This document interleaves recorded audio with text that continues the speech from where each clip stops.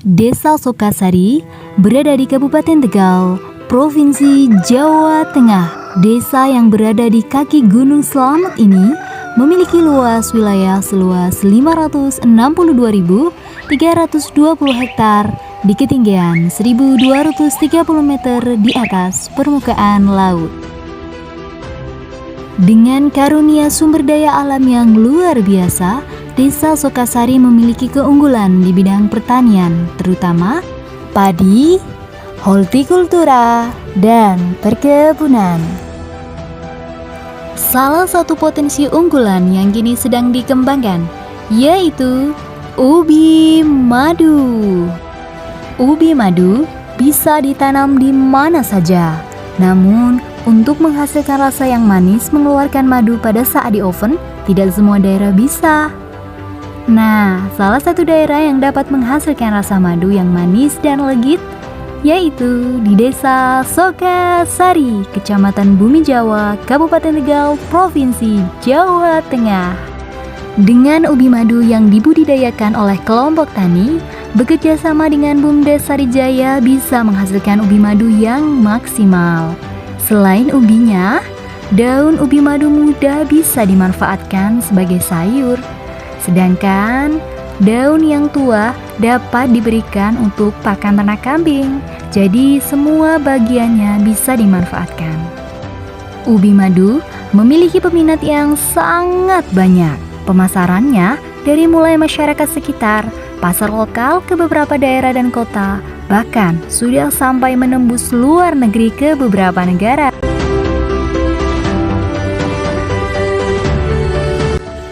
Ubi madu sangat cocok di oven. Ketika di oven, akan mengeluarkan cairan gula madu yang sangat manis. Ubi madu memiliki daya ekonomi yang tinggi karena selain manis dan legit, memiliki tekstur yang kenyal dan empuk dengan tampilan yang menarik. Ini dia, Bapak Rojai adalah pengelola BUMDes unit pertanian, khususnya pertanian ubi madu di Sokasari, sekaligus Ketua Poktan. BUMDes Sarijaya juga menerima ubi madu hasil panen petani dengan harga tinggi. Untuk menjaga kualitas hasil panen ubi madu yang maksimal, BUMDes Sarijaya tidak segan untuk turun langsung ke lapangan memberi pelatihan. Tujuannya tentu saja agar para petani ubi madu di Sokasari semakin sejahtera. Kenapa saya pilih komoditas ubi madu? Ini berarti ada 2 poin penting. Yang pertama adalah ubi madu itu mudah untuk perawatannya. Jadi kita tanam, pengolahan udah bener, tanah udah pas, artinya memang udah uji coba cocok ini untuk ubi madu. Jadi kita mau tanam seluas-luasnya, nggak takut apa istilahnya keteter untuk perawatannya. Terus yang kedua, stabil di harga, untuk harga stabil lah intinya, itu sih.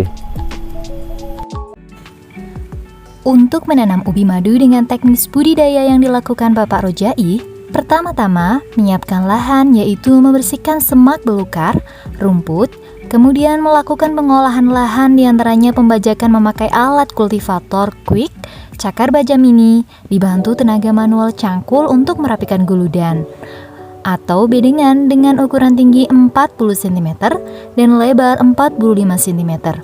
Dibuat melengkung ya, agar pada saat hujan air tidak menggenang.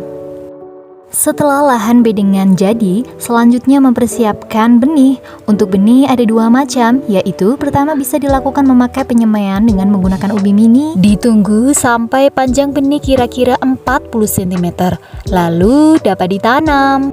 Dan yang kedua, bisa menggunakan pucuk daun ubi yang siap dipanen. Setelah lahan diberi pupuk, langsung saja benih ditanam dengan jarak tanam 20 cm.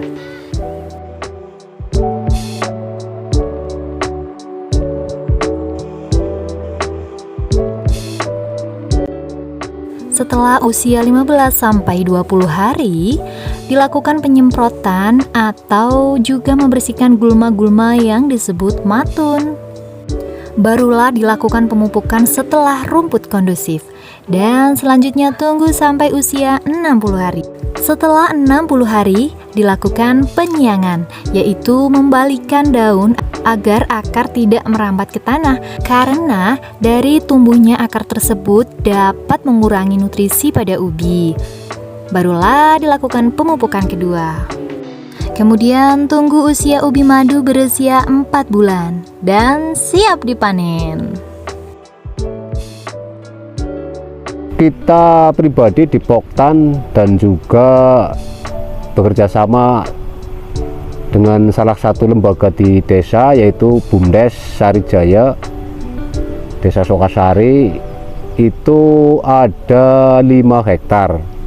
5 hektar berarti yang usia 3 bulan hampir ya mendekati panen itu 3 hektar, dan yang 2 hektar baru mulai pengolahan.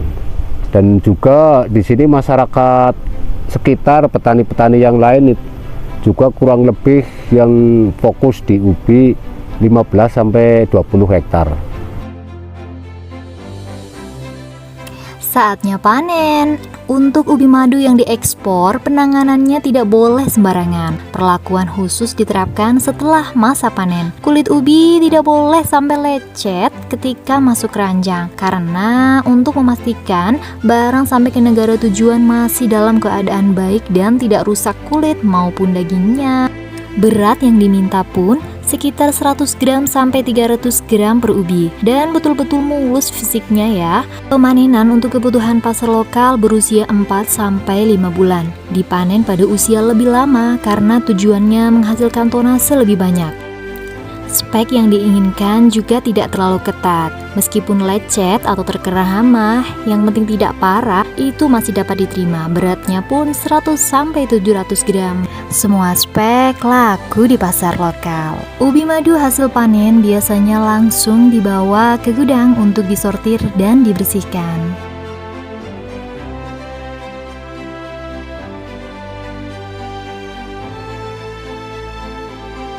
Proses pencucian ubi madu menggunakan air bersih. Ubi kemudian digosok dengan busa. Menggosoknya tidak boleh terlalu keras agar kulit ubi tidak lecet. Untuk penyortiran dipilah sesuai pasar masing-masing. Penyortiran ada 2 kali, yaitu penyortiran sebelum pencucian dan penyortiran setelah dilakukan pencucian. Yang terakhir adalah tahap pengemasan hingga siap untuk dipasarkan dalam dan luar negeri. Kalau omset per bulan untuk ubi, katakanlah kita panen 5 kali dalam 1 bulan, menghasilkan 5 ton. Katakanlah 5 ton kali 4.000, ya 100 juta Mbak, kira-kira 100 juta. Hasil penyortiran tentunya menghasilkan ubi yang berkualitas kurang baik. Agar tidak mubazir, Bapak Rojai bersama kelompoknya mengolah ubi menjadi aneka kudapan. Hasilnya tentu saja cukup lumayan. Selain dipanggang, aneka olahan ubi lainnya diantaranya berupa kolak, kudapan, dan yang satu ini dijadikan kremes. Bisa dijadikan oleh-oleh jika berkunjung ke Sokasari loh. Bapak Rojai bersama kelompok wanita tani juga mengolah makanan kremes ini untuk menambah penghasilan. Ubi madu dan olahan ini diberi nama Boleh di Madu. Cukup boleh saja ya yang di madu. Ya, boleh dari bahasa Jawa yang artinya ubi menjadi nama dan merek yang dipasarkan. Keunggulan rasa dan tampilan ubi madu memang tiada duanya. Di samping sehat, juga manfaat untuk kesehatan tubuh, diantaranya sumber energi, sumber vitamin A, mencegah kanker, meningkatkan imunitas, menurunkan berat badan, dan masih banyak lagi. Untuk ubi madu yang mengalami reject parah dan tidak layak konsumsi, Bapak Rojai mengolah menjadi olahan fermentasi untuk mencukupi kebutuhan pakan ternak kambing yang dikelola unit peternakan BUMDes. Ubi digiling pada mesin penggiling, setelah halus campur molase dan E4, diamkan selama 21 hari. Juga dapat dicampur dengan kulit sisa olahan ubi kremes. Ini dia, siap untuk pakan tambahan hewan ternak.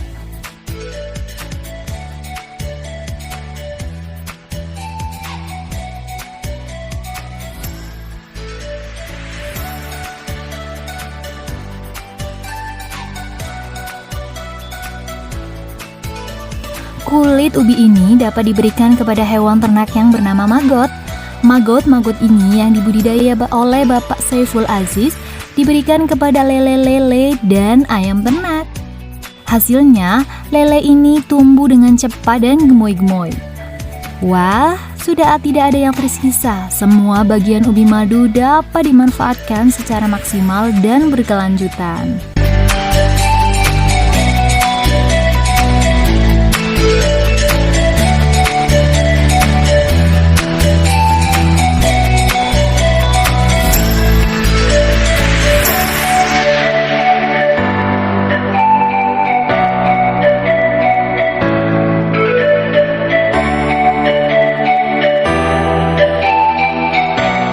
Harapan ke depan ini bekerja sama dengan BUMDes Sarijaya adalah punya tujuan agar petani di Desa Sokasari bisa berkembang pesat ataupun betul-betul jadi sentra unggulan ubi madu.